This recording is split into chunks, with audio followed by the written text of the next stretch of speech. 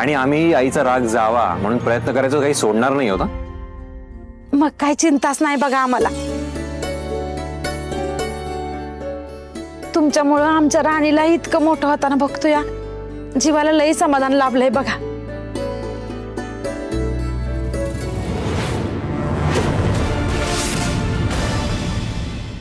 हा, तुम्हा दोघाला कामाला जायचं असेल ना?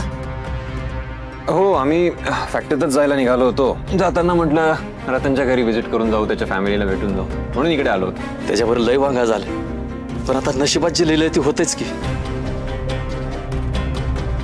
पण बुवा, इंद्रजित सरांनी त्यांना शब्द दिलाय की त्यांच्या कुटुंबाची सगळी जबाबदारी आता कंपनीच घेणार आहे, म्हणून जरा जीवात जीव आल्यासारखं झालं त्यांचं. ते एक बरं झालं. हा, फॅक्टरीमध्ये लय काम असतील ना तुम्हाला?